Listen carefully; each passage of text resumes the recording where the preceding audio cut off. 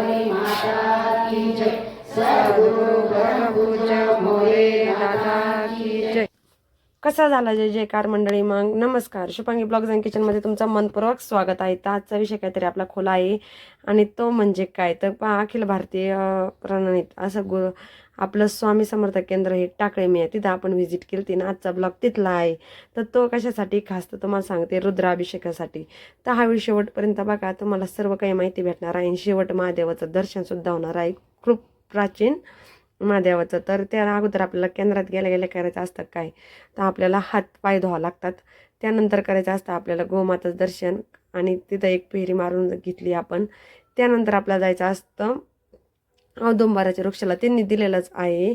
तर प्रदक्षिणा किती मारायच्या? 11. तर तुम्हाला हे दाखवता छोटे छोटे झाडं कसले, तर एवढ्या सगळ्या तुळशी त्या वृंदावनात ज्या औदुंबराचं झाडं आहे तिथं त्या उगल्या होत्या. तर श्री दिगंबरा दिगंबरा श्रीपाद वल्लभ दिगंबरा.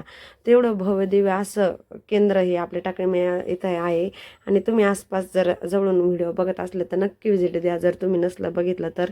आणि रुद्राभिषेक जर तुम्ही केला असन तर या अगोदर तर मला नक्की कमेंट करून सांगा कसा तुमचा रुद्राभिषेक असतोय. आणि आम्ही ना आज कमीत कमी 150 महिला होत्या तिथं रुद्राभिषेक करायला. आम्ही संख्या घेतली नंतर. तर इतका असा मस्त रुद्राभिषेक झाला, इतकं प्रसन्न आणि इतकी फुल एनर्जी. आणि दरबार कसा आहे स्वामींचा तर बघून घ्या, भव्यदिव्य असा दरबार आहे तिथं. किती मोठं आणि किती मस्त वातावरण आहे. खरंच तिथं जर गेलं ना तर परत घरी वाटत नाही. असं स्वामींचं केंद्र त्या टाकळी मिळत आहे. सांगावं तेवढं ख्याती कमीच आहे त्या स्वामींची. तर बघा तुम्ही, आता आपले लगबग चालू झालेली आहे महिला मंडळाची. तर बाहेर तुम्ही बघू घ्या, तयारी लागली. ह्या ऋतिका अथर्वला सुद्धा सवय लागलेली आहे. राईट आपलं 1 वाजता रुद्राभिषेक होता, आपण 1 वाजता तिथं हजर आहोत. त्या अगोदर 10-5 मिनटं आपण काय केलेलं आहे, शूट काढून घेतलेला आहे ब्लॉग तुमच्यासाठी. तर आपला मुजरा करून घेतला आपण. मुजरा केल्याच्या नंतर बाहेर आपलं सगळं साहित्य तुम्हाला दाखवणार आहे. आणि डिस्क्रिप्शन बॉक्समध्ये सर्व तुम्हाला साहित्य भेटणार आहे रुद्राभिषेकचं. काय काय वाचलं, आपल्याला 2 पुस्तकाची खूप गरज आहे. ती आहे म्हणजे नित्यसेवा, स्वामी समर्थांची नित्यसेवा. त्यानंतर आपल्याला पाहिजे शिवलेला अमृतचा 11वा अध्याय. त्यानंतर पाहिजे आपल्याला बेलाचे 110 पानं बेलपत्राचे. मग बाकीचं तर ते तुम्हाला सांगितलं जाईल, पण मुख्य एवढ्या वस्तू लागतात. आणि तरीसुद्धा दाखवलेलं आहे हळदी कुंकू अक्षदा, आजची मूठ आहे तिळाची, बेल, गुलाबाचं फूल, पांढरं फुलानं लाजोळीचं सुद्धा घेतलेलं आहे. पंचामृत तयार करून आणलेलं आहे, पाणी आणलेलं आहे, गाढवा आणलेला आहे, तामण घेतलेलं आहे. आणि आपलं गळती पात्र देखील आहे, घंटी, धूपसुद्धा सगळं लावायला घेतलेलं आहे. आपण गळती पात्र अगोदर चेक करू किती पाणी गळतं आहे. खूपच पाणी गळतं आहे तर आपल्याला काय करायचं आहे, बेलाची एक काडी काढायची आणि त्यामध्ये घालून बघायचं आता काही पाणी पडणार नाही. त्या अगोदर आपल्याला करायचं आहे जे आहे ते आपल्या पिंडीचं काय असतं ते, म्हणजे त्याला अभिषेक घालायचा असतो. तो म्हणजे गोविंदाय नमः मादाय नमः असं 3 वेळेस आपल्याला म्हणून 3 पळ्या पाणी सोडायचं. त्यानंतर आपलं पंचामृत दही दुधाने आंघोळ घालायची. त्यानंतर स्वच्छ पाणी टाकून पुसून वगैरे परत आपल्याला उत्तरेकडे बेलपत्र ठेवायचं आहे आणि त्यावर पिंड ठेवायची. आणि त्यानंतर आपलं गळती पात्र ठेवून अभिषेक चालू करायचा आहे. तर ते सगळं स्वच्छ वगैरे झालं की पंचामृत वगैरे घालून मग ते आपल्याला करायचं असतं. आणि पांढरं कापड घेऊन जायचं एक रुद्राभिषेकला जाताना. त्यांनी काय होतं माहिती का, आपल्याला जी पिंड आहे पुसायला लागतेच. तर अशी आपली पिंड आपल्या घरून न्यावं लागते. तामण आपल्या घरचं आहे. बेलपत्रावर पिंड किती व्यवस्थित ठेवलेली आहे आणि त्याचंसुद्धा उत्तरेकडंच आहे. तर मग स्वच्छ केलेलं आहे. मी रुमाल नेलता पांढरा, जो माझा कायमस्वरूपीचा नाही. हे पाणी आपल्या झाडाला घालायचं साईडला. आणि त्यानंतर स्वच्छ क्लीन करून त्यानंतर आपल्याला गळती पात्र ठेवून आता रुद्राभिषेकचं श्रीसूक्त, पुरुषोक्त आणि ते सर्व काही आसन तेवढं लागत आहे. ते आपल्याला ते नंतर आपलं तुम्हाला ते सुद्धा डिस्क्रिप्शनमध्ये टाकणार आहे. तर काय वाचायचं आहे, कुठून वाचायचं आहे, काय काय घ्यायचं असतं नाही का.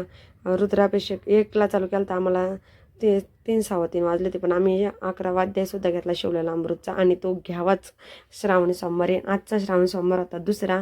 आजची मूठ होती तिळाची. तर तिळाची मूठसुद्धा कशी व्हायची ते सुद्धा मी पुढे सांगणारच आहे. आता आपला रुद्राभिषेक चालू झालेला आहे, आमचं वाचन चालू झालेलं आहे. मी ते सुद्धा तुम्हाला दाखवलं असतं वाचन, पण त्यांचा माझा आवाज सगळं काही एकत्र होणार आहे. गोंगाटल्यासारखा आवाज येतो, व्यवस्थित येत नाही, त्यामुळे मी घेतलेलं नाही. तरीसुद्धा तुम्हाला प्रार्थना घेतलेली आहे, जय जयकार दाखवलेला आहे. मग शेवटीसुद्धा आपण प्रार्थना सगळं काही झालं केंद्रात गेल्यावर आपल्याला ती प्रार्थना घ्यावं लागते, ते सुद्धा तुम्हाला माहिती होतं का? आणि पिंडीचं जेवढे सोमवार असतात श्रावणी, तर तुम्ही जर आसपास असताना आणि अजून काही कुठल्याही याच्यात गेलं नसेल तर पुढच्या सोमवार देखील रुद्राभिषेक होणार आहे टाकळी मेघ केंद्रात, तर तिथं तुम्ही या आणि त्याचा लाभ घ्या. तर तुम्ही महिला मंडळाचा प्रतिसाद बघा, तरी महिला मंडळ येत होत्या आणि अजून गर्दी होणार आहे. तर महिला मंडळ म्हणजे भाविक भक्त किती आलेले होते तिथं. तर आजचा असा आपला ब्लॉग होता आणि इतकी सुंदर आपली पूजा केली, एनर्जी आपल्याला फुल आलेली आहे. आपलं आता सगळं झालेलं आहे. त्यानंतर आपण गळती पात्र काढून पिंड परत स्वच्छ करून घेतली. त्यानंतर आपल्याला लावायचं आहे भस्म, हळदी कुंकू, अक्षदा, फुल, ते सगळं म्हणत करावं लागतं आहे, पण मी आता तुम्हाला तोंडी सांगते पटपट, नाही का? तर ते झाल्याच्या नंतर आपण एक फुल वाहून देऊ आणि ते मग आपल्याला काय करायचं आहे, शिवमुठसुद्धा व्हायची होती ते. आणि आता आपल्याला काय करायचं आहे, शिवामल्ली वाचायची आहे. ती सुद्धा कुठं वाचायची, किती नंबर, 5 नंबर, ते सगळं तुम्हाला आता दिसेनच, ते सुद्धा त्याचा व्हिडिओ घेतलेला आहे. आपण अक्षता अर्पण करायचे आणि जर तुमच्याकडे बेलाची पानं नसन तर काय करायचं माहिती का, तुम्हाला सांगते. अखंड जे अक्षत असतात ते आपण घ्यायचे आणि ते व्हायचे. आणि महादेवाला व्हाईट फुलं खूप आवडतात, पांढरे फुलं तुम्ही घेऊन जा आणि 110 पानं का न्यायची आहे, तर आपल्याला खाली ठेवावं लागतं. शेवटी फुल 108 आपल्याला यावरच व्हायचे आहे, जे सगळ्या मंत्रांचा उच्चार करून त्याबद्दल साईडला ठेवलेलंच आहे. आणि त्यानंतर आपल्याला नैवेद्य दाखवायचा असतोय पिंडीला, त्यासाठी खडीसाखर देखील घेऊन जायची आहे. आणि आपण काय दिलेलं आहे, श्री शिव अष्टशतनामावली, तर याची 108 ते नामावली आहे तेवढ्या, म्हणून आपल्याला एक एक बेलपत्र त्यावर पिंडीवर व्हायचे असतात. तर असा रुद्राभिषेक असतोय. सर्व काही खूप काही असतंय, पण एवढं काही घेऊ शकत नाही. एवढा 2.5 तासाचा व्हिडिओ बनला असता. एवढ्याच्यातले शॉर्ट जेवढे होईल तेवढे मी काढले खास तुमच्यासाठी, आणि आज तुमच्यासाठी हा शेअर करीत आहे व्हिडिओ. तुम्हाला मी सांगितलं होतं मागच्याच आपल्या सोमवारी आपण जो व्हिडिओ टाकला होता, आळूची भाजी, कारल्याची भाजी आणि पिंडी दर्शन, मूठ 3 प्रकारे व्हायचे आहे. एक साईड अंगठ्याने व्हायची राहते, मग मध्यभागी मधून व्हायची राहते, ह्या असं करायचं आणि मधून आपली सोडायची असते आणि नंतर आपल्याला करंगळीनं मूठ सोडायची असते. एकदा मूठ भरली की ती 3 प्रकारे सोडायची, एकाच वेळेस नाही सोडायची. मूठ ही 3 प्रकारे सोडली जाते. 30 तिळाची मूठ 3 वेळेस, सांगितलं, दाखवलं सुद्धा आहे. एकच मूठ 3 वेळेस, 3दा मूठ भरायची नाही आणि सोडायची सुद्धा नाही. तर त्यानंतर आपण दरबारमध्ये जाणार आहोत. तर गणपती बाप्पा स्वामी किती मस्त आहे, पिरॅमिड किती भारी आहे, पुढं काय काय ठेवलेलं आहे, कसं कसं स्वामींचं केंद्र आहे, नैवेद्य कसा दाखवायचा, ती खूप महत्त्वाची गोष्ट आहे. तर ओम तसं तुर्य म्हणून 3 वेळेस पाणी फिरवायचं असतं. तिथं म्हणजे प्राणाय स्वा, उपनय स्वा, व्यासनय स्वा, समनय स्वा आणि श्री स्वामी समर्थ नैवेद्याने समर्पय आम्ही. आणि तिथली पिंड किती मस्त आहे, बघितली तुम्ही.